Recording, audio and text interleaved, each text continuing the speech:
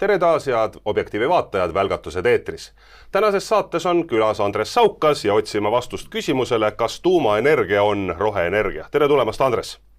Tervist, Eesti rahvas! Meie eelmine vestlus siin välgatuste saates tekitas väga palju meeldivat tähelepanu ja sestap tahtsid samalt poolt, ennem kui me teema juurde läheme, ka mõned tervitused ja tänusõnad edasi öelda. Vot, aitäh, võtame kohe ette ja mul on hea meel, et on päris teadlased ka meil olemas veel.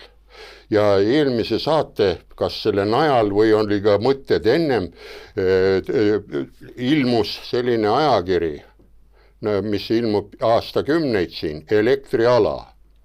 Ja soovitan inimestel, kes tunnevad huvi tegeliku elektri loodusseaduste, kui ka enesekaitse elekter, kui ära kaob igasuguste elektriõpetuste kohta, sest siin on enamus vajalikud asjad. Ja toon kohe näiteks, keda tänada, härra Harvi Hamburg. Esimene mees kirjutab siin Vabariigi valitsuse 20. jaanuari elektrihinna leevendamise otsustest. Kui selle läbi loete, siis näete, kui palju need otsused tegelikult mõjutasid. Nii, järgmine, kes eelmist teemast oli, et kas me oleme ikka kasiinos või börsil, siin kirjutab Väinu majandusteaduste doktor ja elektriinsener härra Väino Rajangu börsihindadest. Ta on teinud täielikud arvutused ja põhjendused juurde. Ta on 2 lehekülje peal. Nii et soovitan lugeda. Ja lõpupoole, millest ka meie lõpus hakkame rääkima sama, on, mis täna teemasse sisse haakub, nad on nagu ära tabanud. Härra Harri Hamburg ja Tiit Metuusala kirjutavad meil Eesti elektrivõrkude arengukavadest ja sellest, millised on. Ja siin on kollased tulbad, näitab, mis on riigi omad ja mis on nagu pool erastatud, aga me jõuame sellel teemale. Ja viimaseks oli meil ka jutuks elektriohutusseaduse mitte vajalikkus või vajalikkus. Mina pean teda vajalikuks, sest siin on kohe kirjutised, et meil on elektriõnnetused nii tööstuses kui olmes tõusnud. Näiteks siin elektriõnnetused 19. aastal oli 39, 20. 45 ja eelmine aasta oli siis 48, tulbad on. Ja õnnetus nüüd olmes, kus on lapsed pannud pistikupesadesse asju ja on saanud vigastada, on ka tõusujoones. 2019 oli 32, eelmine või üle 20 oli 40 ja eelmine aasta oli 41 õnnetust. Nii et minul on siin selline ettepanek alguseks kohe ära, et õiged ja päris elektrikud teeksime näiteks ühisavalduse, kui ei jõua see elektriala ja selle väikse ja tugeva ja huvitava saate nagu välgatused, paneme siit välgud käima, nii nagu ütleme, olid ka Zeus oli välkude jumal ja proovime sellisega pöörduda, et me saame selle elektriohutusseaduse uuesti taastada. Seal ei ole mitte midagi teha. Seal on, võite lahti lüüa elektri või see riigi teataja, seal on ohutusseaduse variandid sees, ära vahetada ja kogu lugu. Aga et kui tahate vaadata, mille pärast ta erineb, siis vaadake eelmist saadet. Nii, Andres, suur tänu sulle selle sissejuhatuse eest, aga läheme teema kallale. Kuidas praegu on, kas me kaudselt ikkagi kogu rahvaga käime kasiinos? No ongi, mulle tulidki vastas ära, et me siin saatejuhiga nagu arvasime, et mõned üksikud käivad, aga kuna ladina keeles minister tähendab rahvateenijat või rahvateenrit, siis ministrid ei ole praegult ei minu, ei teie ega rahva eest mitte midagi teinud.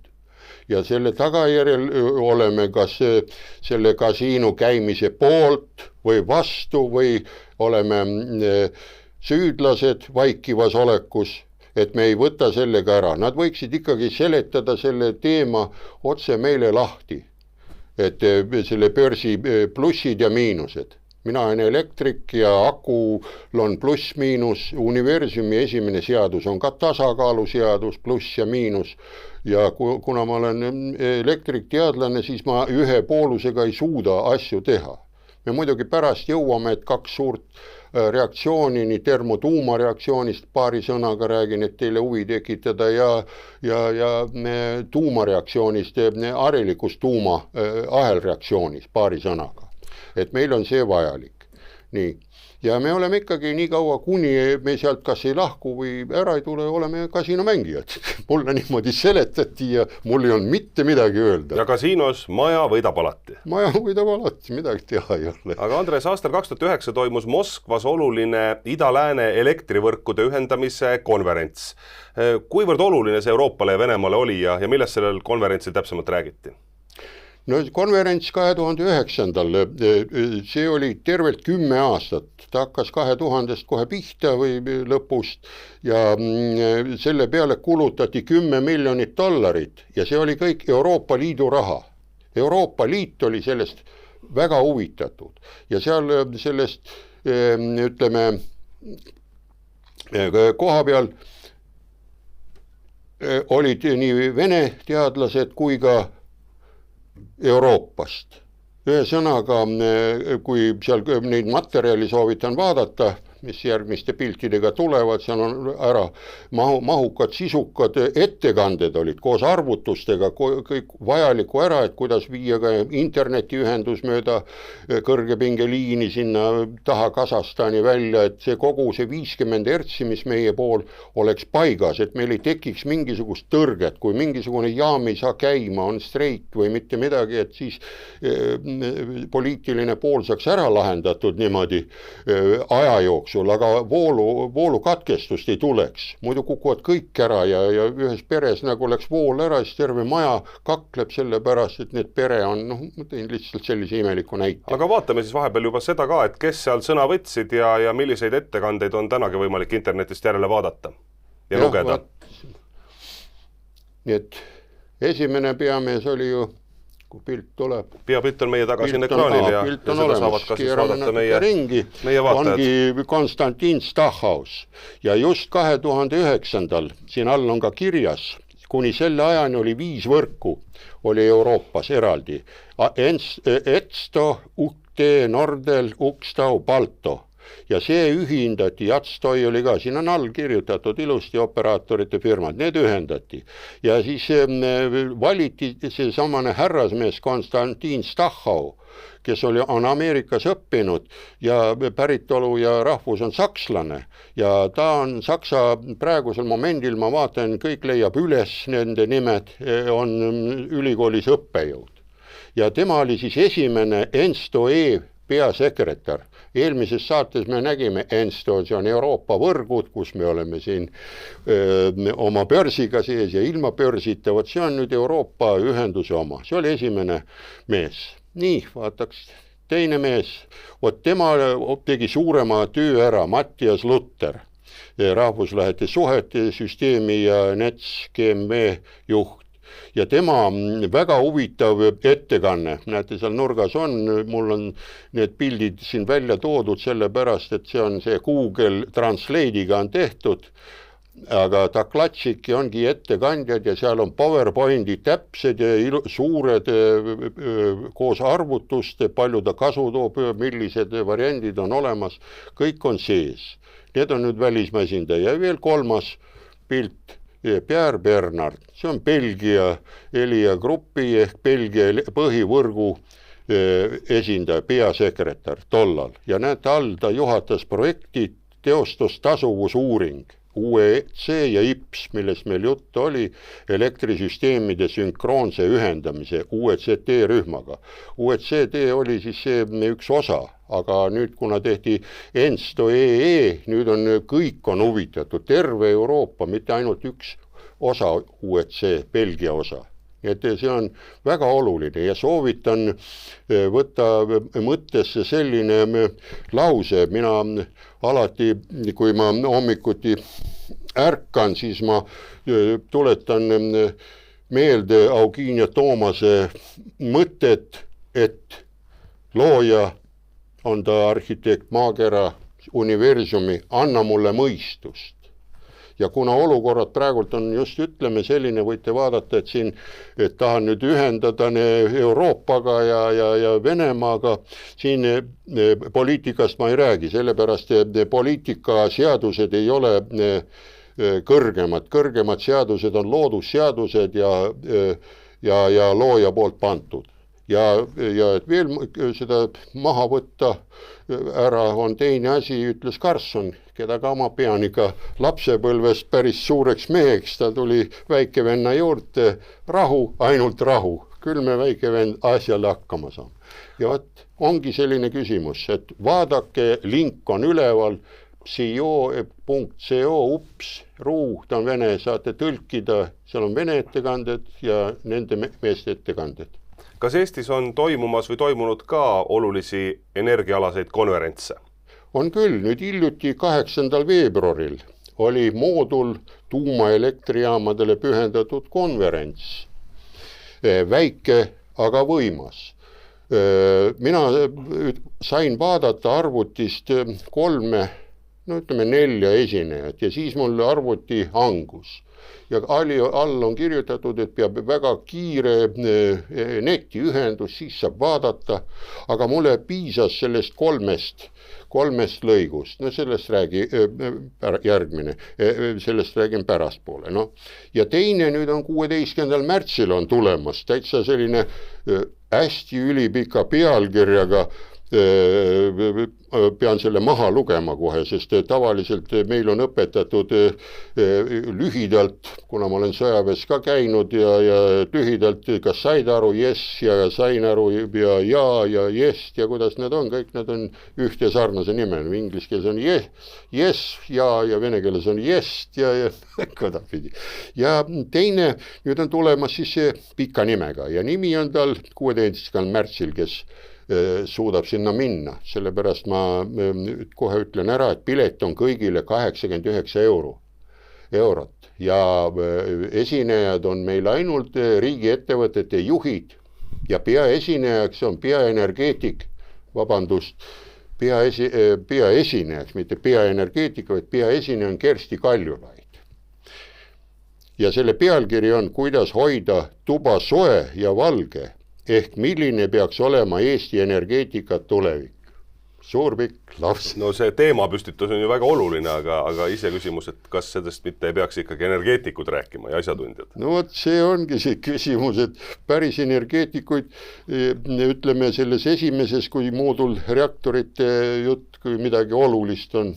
Ja võtame selle ette, et kas sellel moodulreaktorite konverentsil jäi midagi olulist õhku ja kõlama?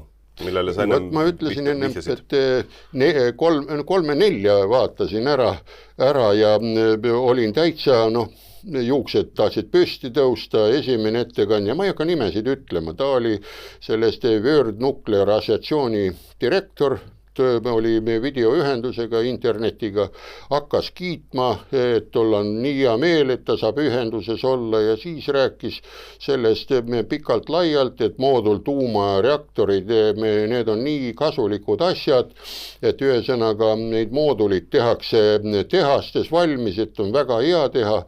Ja minul ütleme, kas ma olen rumal või tark või ära tekkis kohe küsimus, kas need siiamaani need 440 suurt tuumareaktorit, mis maa peal praegu töötavad, kas nad on kõik siis koha peal seal keevitatud kokku? Et kas nad ei ole siis tehastes tehtud need detailid? Seesamane suured ahjud, reaktorid, ventiilid, arvutivõrgud, need tehakse siis koha peal, tuleb tinutaja mees, keevitavad kokku ja asi paljas. Vot see oli jutust. Ja siis oli teine mees, kes seal rääkis, oli Belgia mees, seletas ära, et kuna Belgia ja Kanada on 60-aastase tuumajaamade kogemusega, siis ma pean ka uhke olema, ma olen mõni aasta vanem. Aga ma ei ütle, et mul oleks kogemusi. Ütlen teile ausalt välja, ma olen elektriinsener, aga harilik elektrik paneb kilbi minust 5-6 korda kiiremini kokku. Tal on praktiline kogemus, ta oskab seda. Ma ei saa kiita, ma kiidan teda, mitte ennast. Ja vot siin ongi, ja vot siis, kui lööme lahti selle andmebaasi PRIS, see on, soovitan kõigil. Näete, vot siin on see, Soome on praegult ära, aga vasakus ääres on, näete, kõik riigid on, kus on tuumajaamad. Ja vot siit leiame ka selle Belgia üle, siit leiame ka selle Kanada, mille moodulreaktorit, mis ei ole ei Kanadas valmis ega siin ei ole valmis veel katsetatud, et ainult kiidame ära. Ja siis vaatame, sealt praegult ei ole, et ise saate uurida, et me ei kulutaks aega, see tahab ju nii ilusti vaadata, siin on kõik reaktorid, näete, mis on kokku pandud ja mis töötavad ja mis on suletud, lukud on peal ja siis allpool on, kui kruvite, siis näete, mitu protsenti on tema ja kus nad asuvad ja kes ehitas ja see on nii täiuslik pank. Aga vot nüüd ütleme selle pressi pealt näeme, et viimane Kanadas, Kandu, on nimi 850, ehitati 1993. aastal läks käima. See tähendab 29 aastat ta ja käib ja varem oli 40 aastat oli tema tuumajaamade töö eluiga. Aga kui teda parandatakse, täiustatakse, seinu tehakse ümber, reaktori või neid konstruktsiooni natukene vahetatakse, siis saab ka 60 aasta peale. Ja praegult ongi 3+ põlvkond venelastel, siis on ka soomlastel ja prantslastel, nendel on kõigil olemas. Nii, see oli. Ja nüüd Belgia mees, kuna pidas kõnet, siis ma vaatan Belgia viimane Tigane käivitati 85. See on 37 aastat. Tähendab, 3 aasta pärast saavad nende viimane tuumajaam suletakse, kui nad nüüd ei tee. Aga ütleme teise lehekülje peal vaatasin, et Belgia on ärganud mitte moodulite tegemise poolt riik, vaid on hakanud Prantsusmaa ja muude olemasolevate praktiliselt töötavate reaktorite tellimisega. Belgia alustas ka, ta jääb ätta, see on, et ise 3 aasta pärast ei ole midagi. Aga läheme nüüd natukene lähemale meie tänasele põhiküsimusele. Miks me ei saa toota elektrit keskkonnast, nagu Tesla lootis juba aastal 1893? Kuidas sellega on?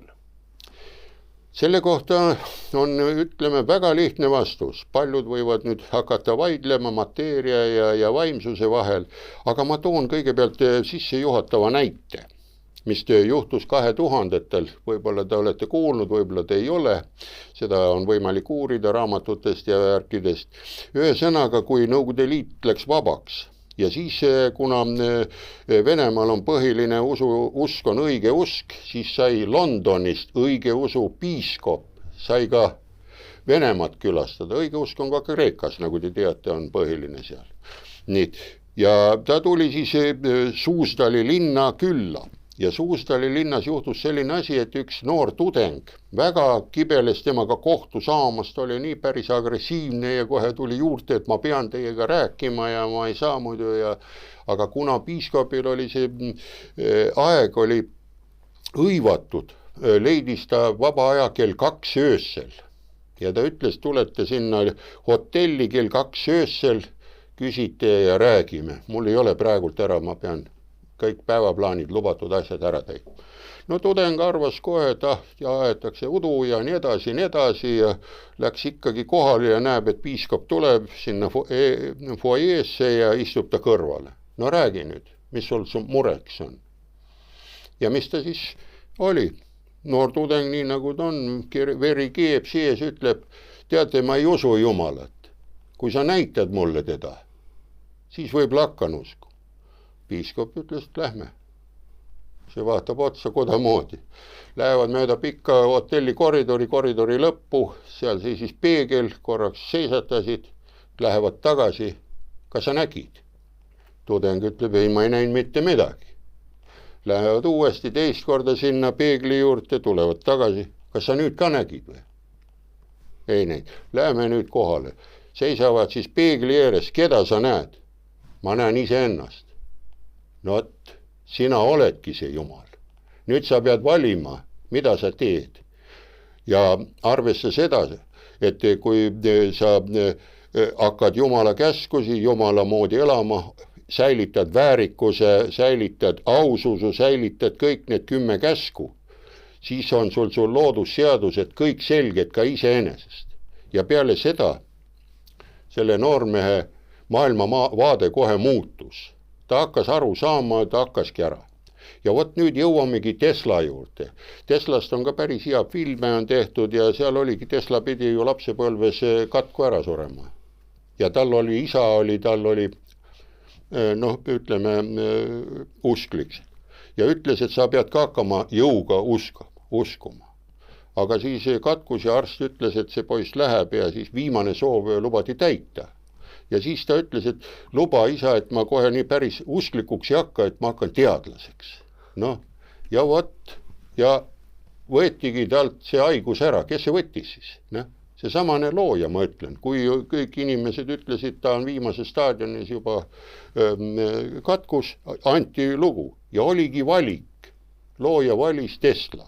Ja võtame nüüd järgmised mehed, Tesla, Robert Wells, räägime need ja siis ütleme Jules Verne, need on kõik nagu fantastika või ulmekirjanikud meil. Aga vaadake mingi selle raamatu algusse, milles on kirjutatud. See on kirjutatud sellisel ajal, kui allveelaevu ei olnud, mitte midagi teadnud.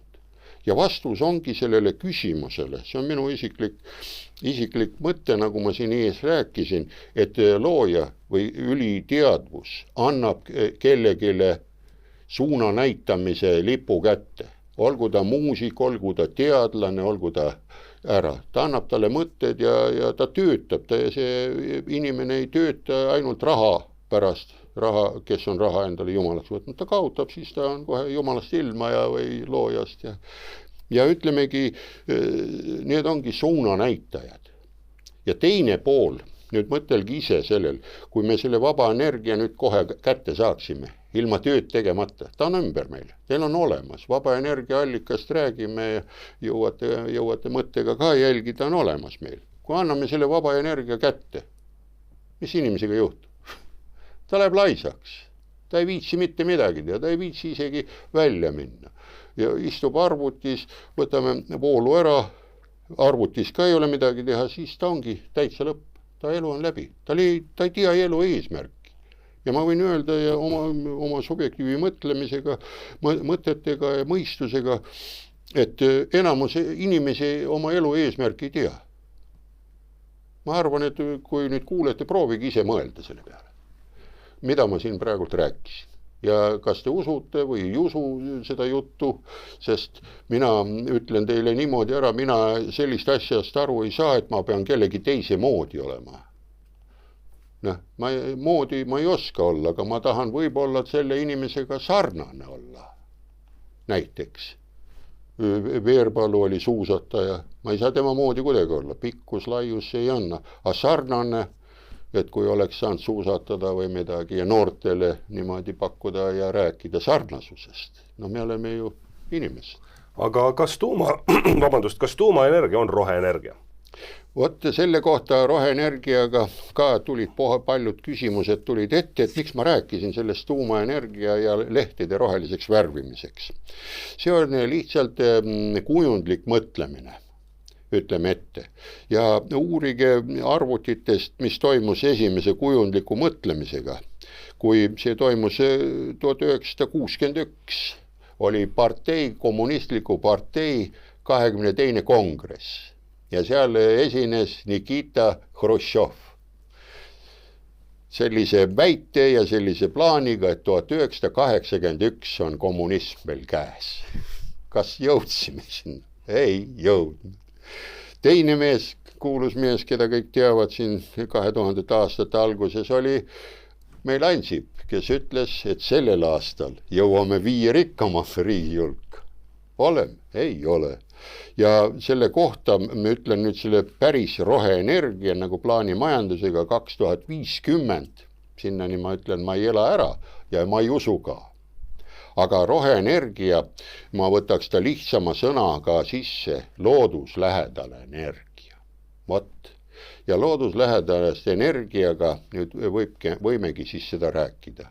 Ja just tuumaenergia, miks võib olla siis see looduslähedane, võtame tabelid ette ja soovitan uurida, aga ma annan natukene juhtnööre. Ütleme 1 kilovati elektrienergia tootmiseks peame põletama kivisütt ja sellest kivisööst eraldub 1 kilogramm CO2 süsihappegaasi. Aga nüüd 1 kilovati elektrienergia saamiseks uraanist või tuumaenergiast eraldub ainult 6 grammi. Vahe on. Nii. Ja siis paneb nüüd pilt 4 ette ja näete, siin on üks pellet, pisikene pellet. Ja selle pellet, see võrdub, kui seda põletama hakata, siis see annab sama palju energiat, kui põletame 1 tonni kivisütt, see pellet. Pärast vaatame kiiremas korras ka ühe tuumajaama ohutuse töö põhimõttes, näeme, kuidas need pelletid seal sees on. Vastus on selline, et ja põhiline, mis praegult inimesi väga häirib ja on olukord seal, ütleme Ukraina, kuigi tehnokraadid sisse ei tule, siis ma paari sõnaga ütleksin sellest ära, et see, kui midagi tuumajaamade, rünnakute tuumajaamade kohta räägitakse, siis see on täielikult selline, ma ei oska öelda, mis ta on, sest selle kohta, kuna tehti need tuumakatsetused varem ära, sõlmiti tuumarelvade leviku tõkestamise lepingu.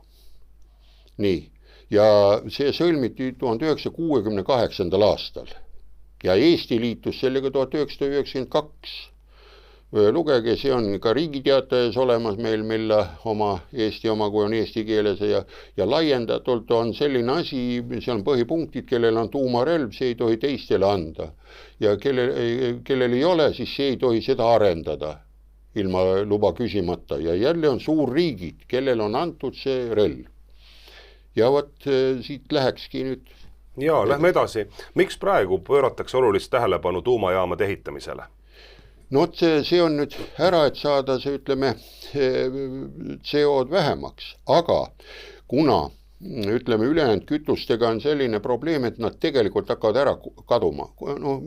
Kulutatakse ära kivi, süsi, põlevkivi ja kõik need hakkavad ära kaduma. Maagaaside varud ja need on ka juba peaaegu ära, nende maakera peame laskma ära rahuneda, ta hakkab ise jälle tootma oma kütust maakoore sees ise. Ja kuna see on minu nüüd mõttekäik, kas ta on õige või mitte, mõtelgi ise. 1945.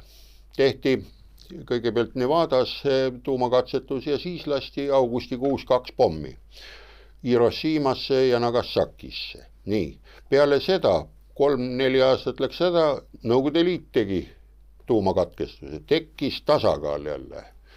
Maakeral peab tasakaal olema. Siis jälle 3-4 aastat tulid prantslane, Inglismaa, Hiina tulid järgi ja jõutigi olukorrani sellest, et toodeti tohutul hulgal tuumarelvi, kõigil on relvad nendel olemas, aga mis on seal põhiline seis on, et ühest tuumapommist saab väga palju tuumakütust, sest tuumakütusel on 3-5% on vaja seda rikastusastet uraanil, aga selline plutooniumi aatompomis on 98.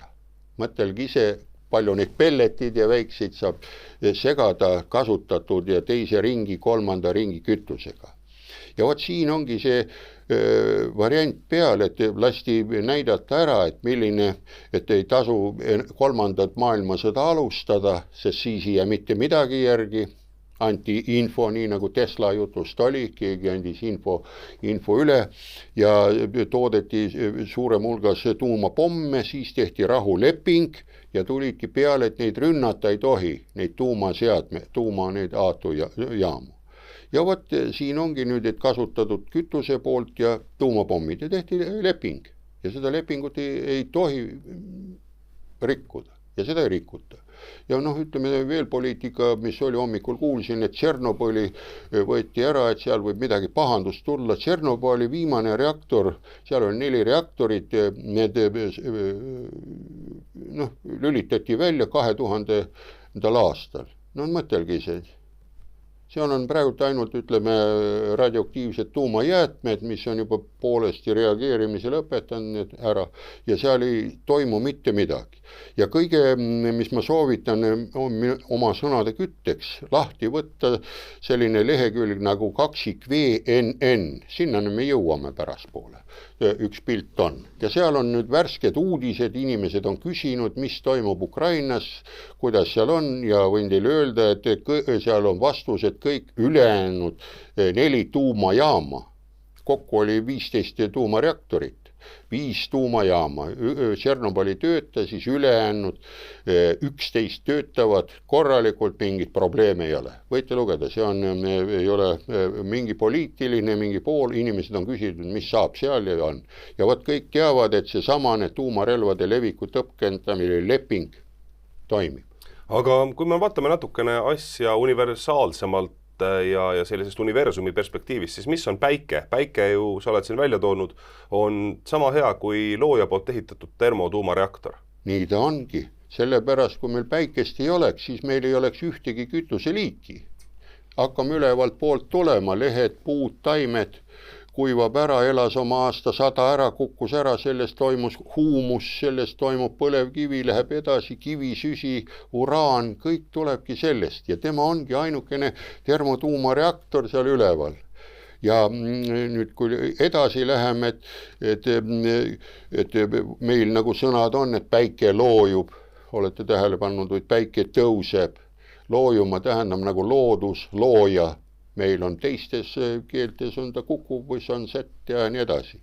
Ja nüüd vaatame lihtsalt loodusseaduste looduse järgi ja mina olen nii palju mõtelnud, et maa peal tõusevad ainult 3 asja ise.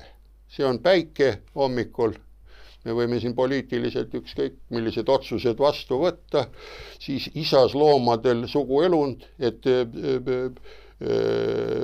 sugu jätkata, et see loodus jätkuks, toimiks ära ja muidugi siis naljaga pooleks, kui äratuskell ära iseb, siis ma pean üles tõusma, ma ei saa magama jääda, kui ma jään, siis ma olen varsti läinud, sellepärast lamatised ja kõik, see on meil huumoriga ka peab siies olema. Aga räägime Prantsusmaal ehitatavast termotuumajaamast, mis praegu täpsemalt toimumas on? Jah, läks pildi ette, vaatame, Prantsusmaa ongi ITER. Vot siin on nüüd lühindalt ja soovitan minna selle kodulehe peale ITER, näete, seal org on olemas, võtsin ühe pildi lihtsalt välja, et seal see samane peab nüüd valmis saama 25. aastaks, näete, see Tokmak ITER süsteem on, ehitamine hakkas sellele 1987, Gorbatšov, Reagan, ja plasma on 25 ja mõtelge nüüd ise, see samane Tokmak on magneetiline tok ja ITER, selle masina on loonud meil Venemaa eestlane Igor Tamm ja Andrei Sahharov. Selle nad tegid valmis 68. Ja nüüd alles, ütleme 25. arvestage ise, peab ta nüüd esimese plasma välja andma. Ja näete, ta on päris suur elukas ehitatud, 23 tonni vasakul pool ja et saada see termotuumareaktsioon peab olema 150 miljonit kraadi temperatuuri. Ja väljundvõimsuseks on nad arvanud, see on fusioonenergia, see tähendab, et vastas või see ühemärgilised elektronid on vaja kokku suruda, see on vesinik, deutroonium ja selleks ongi fusioon, et on kokku surumine, aga aatomi see reaktsioon on, tulistatakse, et hakkab ahelreaktsiooniga laiali minema, on lihtsam teha, vot seda, kui me selle asja kätte saame siin, siis meil ongi vaba energia käes. Nii et kui me räägime sellistest suurtest projektidest suurriikide vahel, Venemaa, Prantsusmaas, me näeme, et taoliste asjade puhul suurriikide vaheline koostöö on vältimatu, nagu ka kosmose näide on võib-olla siinkohal paslik välja tuua. Täpselt nii, see on, et suurriigid teevad tööd teaduse vallas ja näete, need aastaarvud on 87, 68 keelatakse ära, nad jälgivad neid. ja kui ei lasta neil jälgida, siis ma ütlen, et looja kontrollib neid ka üleval. Ja vot võib NASA pildi ette panna, siin pilt 6. Praegusel näete ise on seal 7 inimest üleval, need lipud on käte peal, ääre peal on 2 ameeriklast, teisel pool on 2, 4 ameeriklast on, 2 venelast, Roskosmos on seal ja keskel on siis Eurokosmos. Noh, ja kui võtate selle lahti, siis näete see NASA pilt, tasub uurida seda, kuidas nad seal elavad, kuidas nad seal sõbralikult töötavad ja ma hakkas tööle see samane jällegi 60, mis ta oli aastal 1975 koostöö, kui ühinesid Soyuz Apollo. Ja näete, all on ekspeditsioon 66. See tähendab 66 meeskonda, 66 kosmonautide, astronautide vahetust on. Ja ega nad siis iga päev ei käivad ikka aasta tagant ja näete, pikk aeg on olemas. Aga räägime ühest projektist, mis meid väga selgelt puudutab, Nord Stream 2. Kes selle omanikud üleüldse on? No Nord Stream 2, vaadake nüüd ise, ta on ka, lööte omale arvutisse sisse, Nord Stream, ja tasub lugeda, näete üleval ettevõtte, ehitus, keskkond, vastutus, meediateave. Meediateave on just eriti huvitav, kuidas see poliitiliselt segab Euroopa majandust ja ära. Ja omanikud on, näete, on siin ääre peal, Energy, OMV, Energy on Prantsuse energia, suur firma, kes ehitab ka tuumajaama, OMV on Austria oma, siin oli siis see Shell, see on ju see Inglismaa ja mis ta on, Hollandi või Briti Hollandi oma, Uniper on Saksa ja huvitav asi, seal sees on ka Soome oma Fortumiga ja lõpuks on siis päris sakslased ise Winterhalls-T ja lõpp on Gazprom. Ja vaadake, see on allpool on kiris, Nord Stream 2 AG on asustatud Saksamaalt tütarettevõtte Gazprom Euroopa GmbH. Nii et siin Gazpromi ja Venemaad nagu üldse ei olegi, kõik on ära ja kui vaatate neid pilte ja kes vastutavad ja kes siin on, siis on ühe sõnaga selgem pilt. Ja nii palju, kui ma uurinud ja asja olen vaadanud, enamusel lõpeb nüüd lepingud, gaasitarne lepingud ära paljudel riikidel.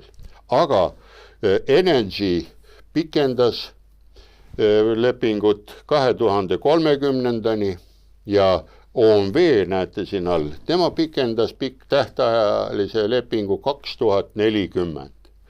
Nii et kui nüüd see süsteem käima ei lähe mingisugustel poliitilistel põhjustel, siis mõtelge ise. Trahvid tulevad peale ja trahvinõuded esitavad just need 5 ettevõtted. Aga millises Euroopa riigis on kõige rohkem tuumajaamu? Vot see küsimus esitati mulle ka 30 aastat tagasi ja täitsa tänan.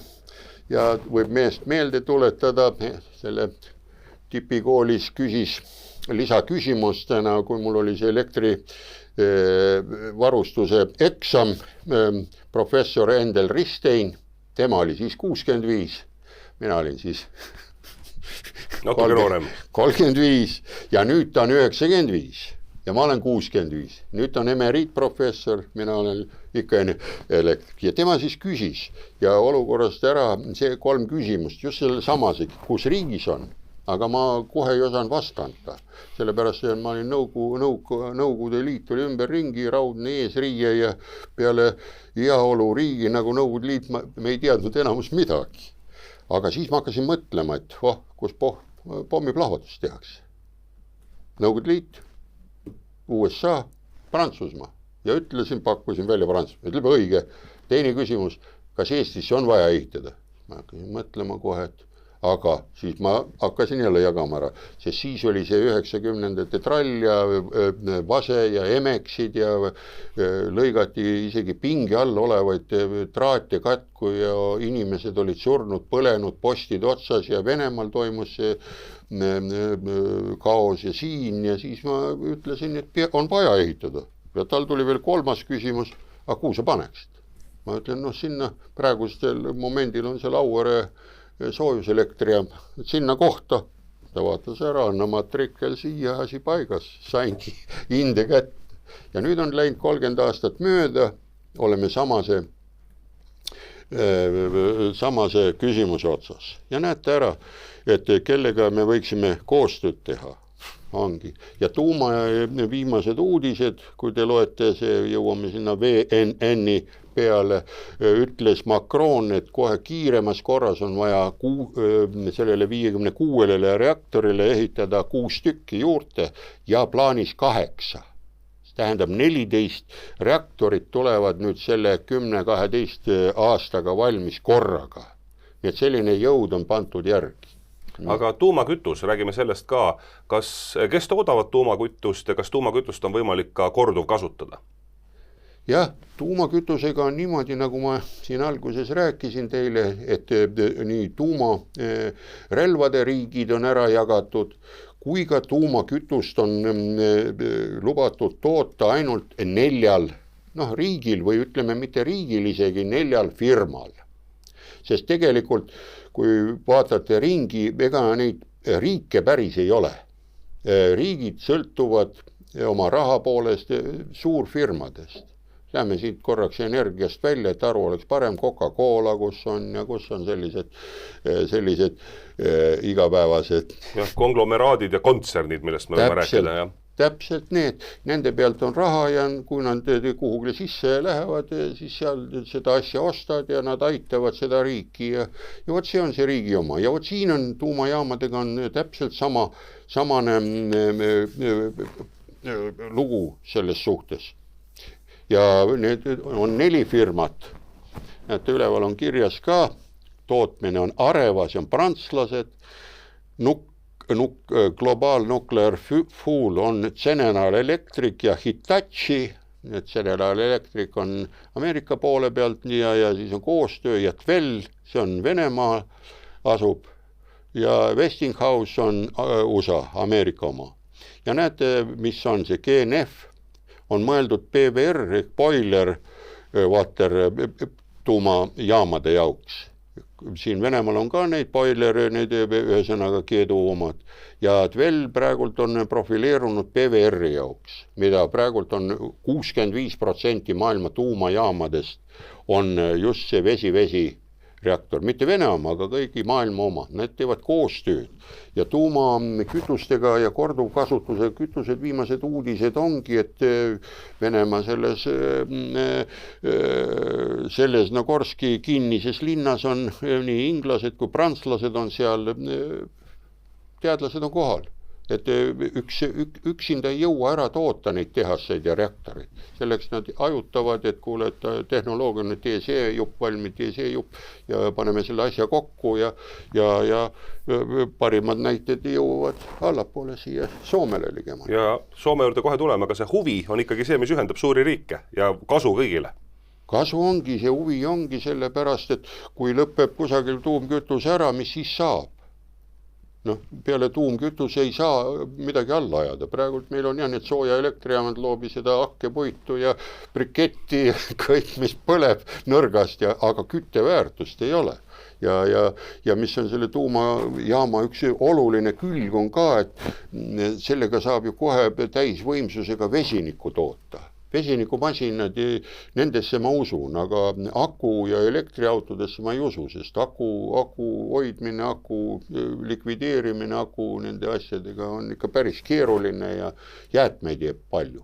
Aga kas Soome võiks meil olla eeskujuks tuumaenergia tootmisel, elektrijaamade ehitamisel? Kohe lähme Soome juurde, lihtsam küsimus, et iseendale ise vastan, nagu öeldakse kõige ära, ja küsin iseenda käest ja teie käest ka muidugi, proovige järgi mõelda, kas Soome on NATO-s? Ei ole. Ei ole. Kas Soome on Euroopa Liidus? On. On, nii. Kas tal on probleeme idanaabriga? Teadupärast mitte. Siin hokistasi küll, Venemaa neile kaotas, aga muid probleeme ei ole. Jah, nad räägivad lihtsalt kaasa nii nagu sõbralikult, et teeks midagi seal või umbes ära, aga ei ole. Ja järgmine küsimus, minu vanus, et mina vaatasin Soome TV-d, kas siin enamus vaatas? No küllap ikka. No, vähemalt Põhja-Eesti rahvas. Ja siis olid olümpiamängud, ma mäletan, 86. oli Ameerikas. Siis oli terve Nõukogude Liidu spordieliit oli meil siin mööda rannikut, Tallinn oli täielikult Viru hotellidest ja kuni lõpuni täis. Kõik vaatasid, missugused sporditulemused on. Sport on ju oluline kõik igal pool, igas süsteemis ja see kui ära keelata ja igasuguste väljamõeldiste dopingute ja nendega, me ei jõua kuhugile ju. Aga täpsemalt, kui palju Soomes tuumajaamu praegu on ja kas on plaanis ka juurde ehitada? Nii.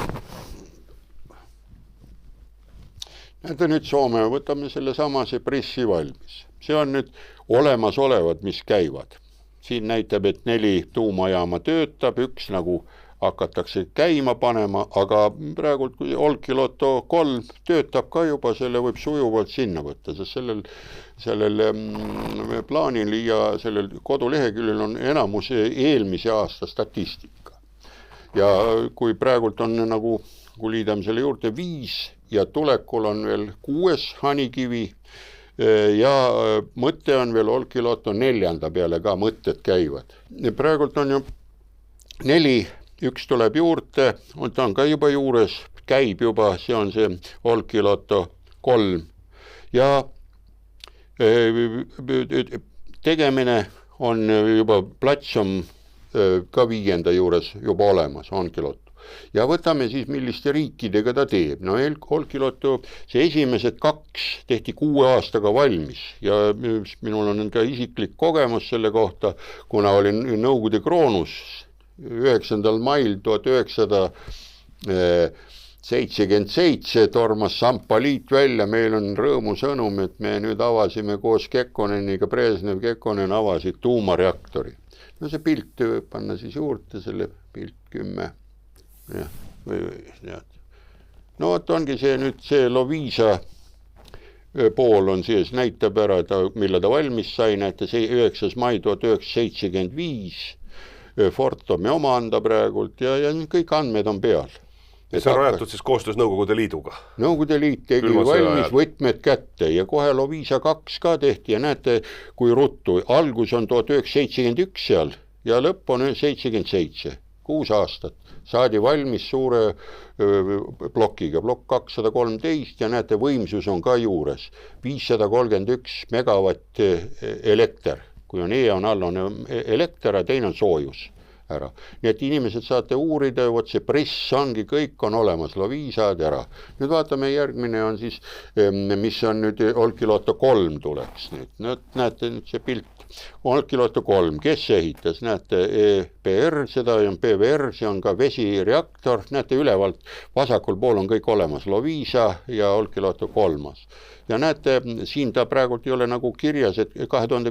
hakkas, aga käivitus ta siin aasta lõpus, 2001. lõpus. Lahutame maha, no ehitati 17 aastat või kui peast võtta niimoodi kiiruga. No 17 aastat ja venelastega tehti 6 aastat. Ja Hanikivi on veel tulemas? No töö on, aga nüüd tuleb Hanikivi. Ja Hanikivi on nüüd Venemaa, Prantsusmaa, Saksamaa, Jaapani poolt. Näete nüüd see, jätke see lehekülg ära, mina vaatan seda lehekülge iga päev.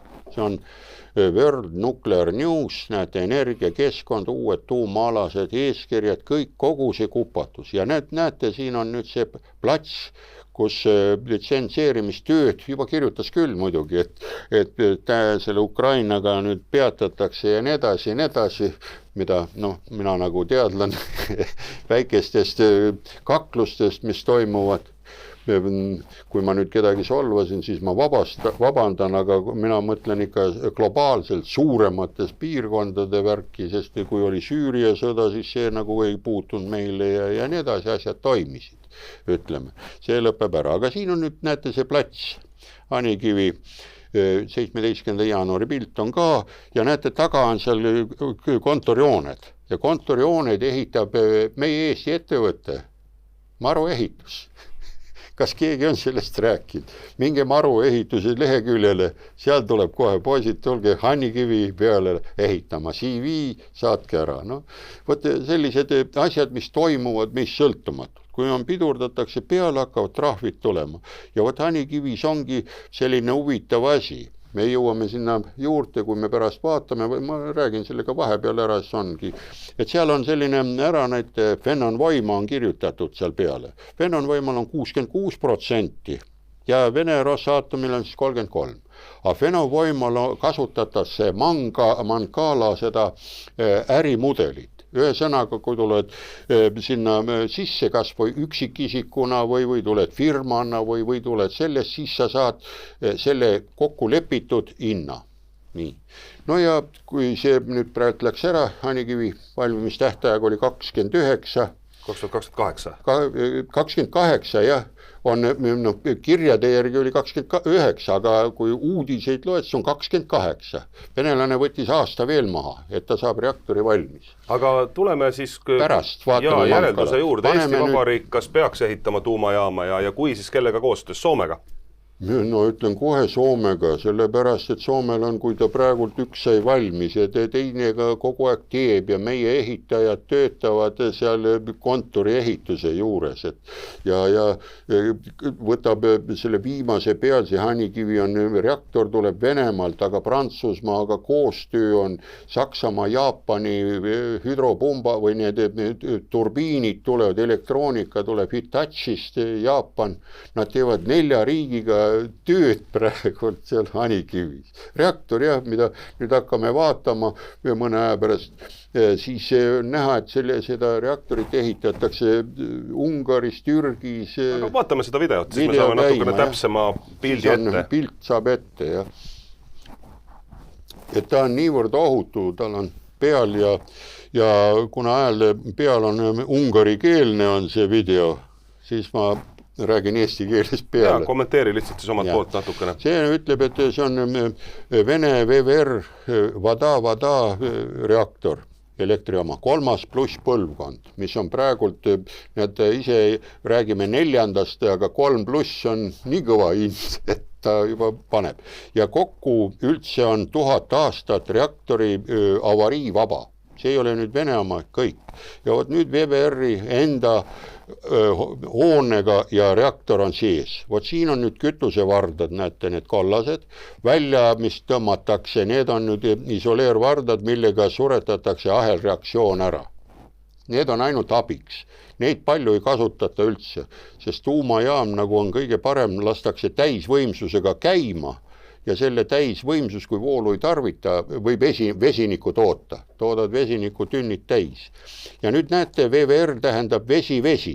2 kontuuri on. Esimene punane on, näete, esimene kontuur 320 kraadi on seal vesi sees, aga et ta ei aurustuks, on 160 atmosfäärise rõhu all. Ta on vedelikus asendis. Siis läheb nendesse aurugeneraatoritesse. Ja vot see teine ring on nüüd puhas, täielikult puhas vesi, kus ei ole radioaktiivsuse tilkagi sees. Läheb nüüd päris auruturbiini, näete, ja sealt elektrigeneraatorisse ja pool võrku. Ongi kõik. Ja nüüd ta kordab veel selle uuesti üle, kuidas ta töötab, näitab 2, nii et ta on niivõrd ohutu. Juba enda vee ülekande või millegiga, nad ei saa kokku oma vahel. Nii et jutt tuumajaamade ohtlikkusest tänasel päeval ei pea enam paika? Ei ole, sest põhirõhk pannaksegi, näete, selle reaktori ehituse peale 40% hinnast ongi see reaktor, mida ehitatakse just see 4-5 aastat. Valatakse, jahutatakse, valatakse teine kiht peale, kontrollitakse mikropragusid ja nii et temast tehakse ära. Ja näete nüüd sellel jaamal on 4 korda ära. Vot siin on nüüd uraanipellet ehk see tablett. Ja tablett saadakse 1200 kraadisega uraanitolm, kuumutatakse ja ta muutub klaasistunud tabletiks. Seda võib ta rahulikult transportida ükskõik. Ja nüüd on kütusevardad.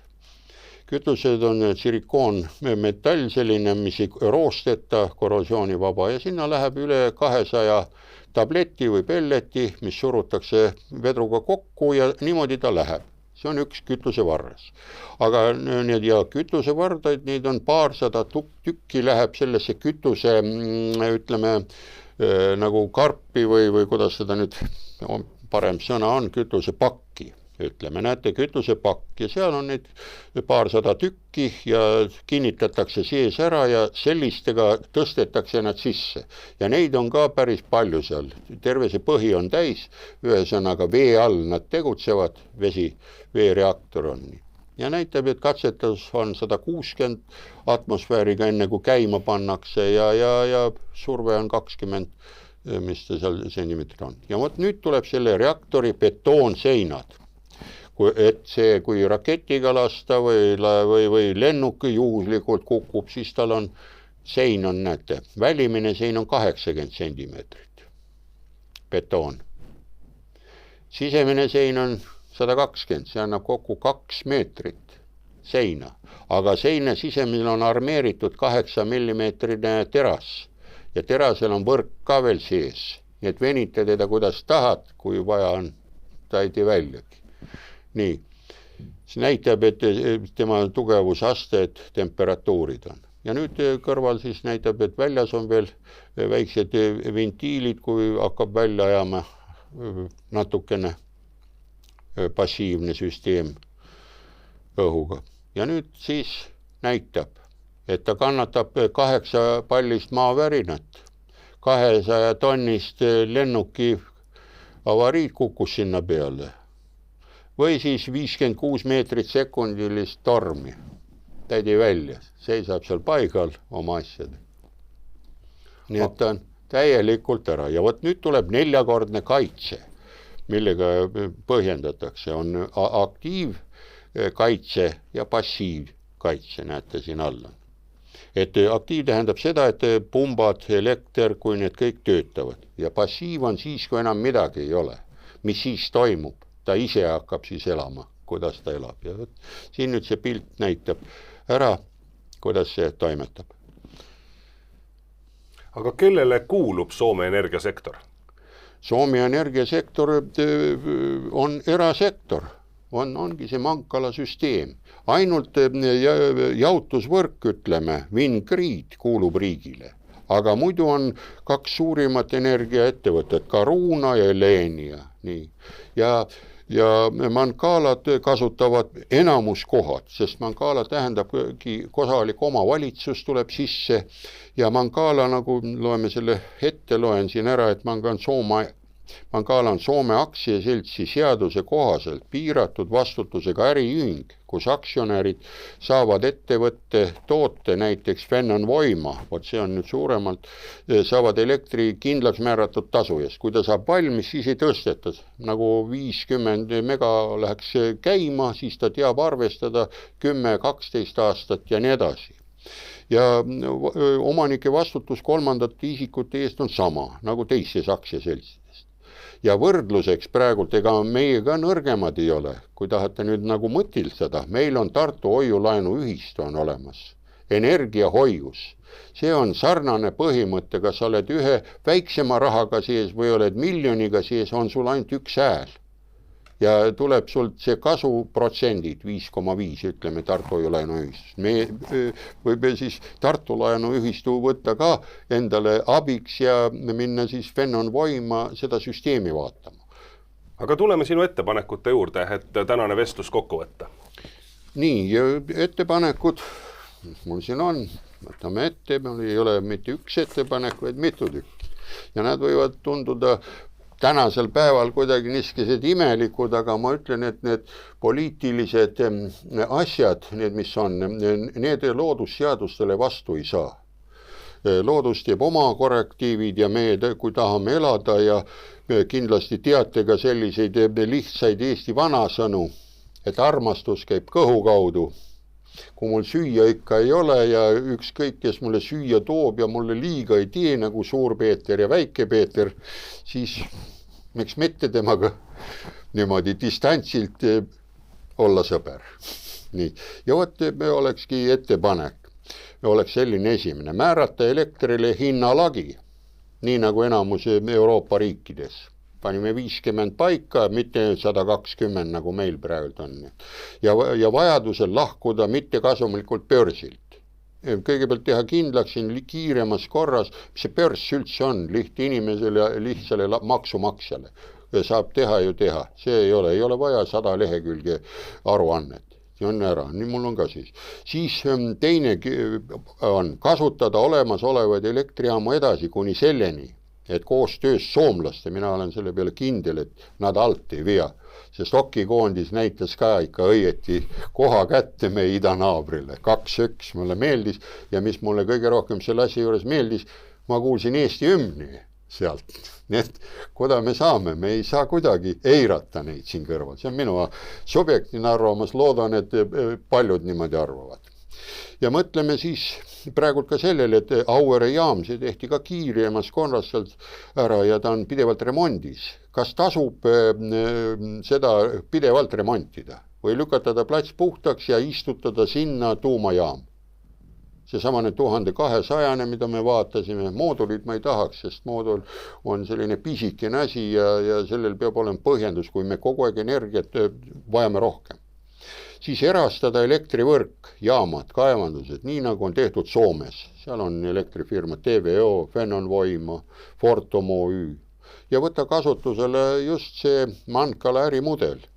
Ja kes tahab seda vaadata, siis on, aadress on 3-2-5 fennonvoima.fi/n inglise keeles. Saab ära panna, seal on kogu see Mankala peal. Ja kui on küsimusi, eks saab siis saata ka ära, et patta. Ja ma usun, et kui mingi majandusmees tuleb, see paneb minust paremini.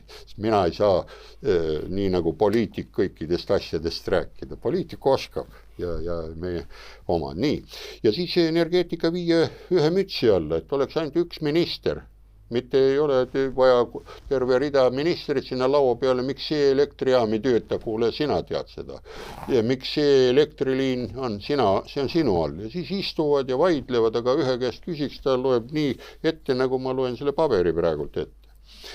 Ja nüüd veel huvitavam küsimus, ma ei tea, see võib tunduda ka imelik, et ma pakuks välja professor Alar Konist ja eurosaadik Jaak Madisonil võtta ühendust Ensto selle härrasmehega, peasekretäriga ja hakata koos tööle, et jätkata tööd Euroopa ja Venemaa elektrivõrkude ühendamise, täieliku sünkroniseerimise, täieliku selle töö lõpetamise, mille peale 10 miljonit kulutati ja siis läks kalevi alla. Et 10 miljonit võib-olla tuleb paar miljonit juurde panna ja on kõik tehtud. Ja nooremad mehed võtavad üle nende töö, mida 2009. aastani Euroliit kulutas ju raha. No. Ja selle kohta vaadata nende meeste ettekandeid seal on olemas. Ja eelviimane on, peame ehitama ikka suurema võimsusega ja kontrollitud tuumareaktori ehk tuumajaama. Et toota vesinikku ja müüma oma naabritele elektrit, oma elektri ülejäägi korral, kõik, kes vajavad. Kuumadel ilmadel vajab Lõuna-Euroopa riigid jahutamiseks oma tubadel elektrit. Talvel peame ostma või müüme ka Venemaale elektrit, tema on ka hädast, seal on karmimad kliimad. Ja nüüd viimane siis, tuleb sõlmida otselepingud, nii nagu siin eespool oli juttu, Energy tegi 2020 või see 30. ja siis see OMV gaasitrassi tegi 2040 pikaajalise lepingu. Ja osta autokütust otse, nagu ostab Soome tuumakütust. No, Soome ostab. Ja tuumakütust ostab Rootsi Vattenfall nii Venemaalt, USA-st kui ka Prantsusmaalt. Ja ongi siis kõik. Ja lõpetuseks tahakski selle asja kinni panna, aga tahagi rohkem midagi öelda. Tahan öelda sellise jälle ühe lause, mille järgi mina olen ennast sättinud terve elu, on selline, et kes ei taha teha, see leiab põhjuse, kes teeb, see leiab lahenduse. Ja vot siin on see pilt, mis näitab, et Soomes on 33% tuumaenergia osakaal elektri tootmisest, Ungaril on 48, Prantsusmaal on 70 ja siin oli juttu Kanadast, vaadake, seal on 14,6 ja kandu on siin lõpus, 62 oli esimene ja viimane oli 85, noh. Ja Rootsil on, näete ka, Rootsi ka ehitab 29, valik on nüüd näha, kelle oma võtta ja kütust kasutavad, toodavad ka, näete, Areva, Westinghouse, et veel võib ka nendest võtta ja võtta. Selle poolt olekski kõik minu poolt. Suur tänu sulle, Andres, selle tänase meeldiva vestluse eest, aitäh tulemast, soovin sulle, su perele kõike head, püsi terve ja kindlasti kohtume lähemal ajal siin Välgatuste stuudios uuesti, et seda teemat veelgi edasi arendada, sest et meil on väga palju, mille peale mõelda just praegustel keerulistel päevadel. Ei, nüüd aitäh ja olen ikkagi nõus tulemas ja ütleme, Eesti rahvas pidagi vastu Karlssoni sõnadega on kõige parem ära. Rahu, ainult rahu. Suur tänu, Andres, ja head vaatajad, selline oli seekordne Välgatuste saade, stuudios oli külas Andres Saukas, arutlesime teemal, kas tuumaenergia on roheenergia. Aitäh teile vaatamast ja uute kohtumisteni!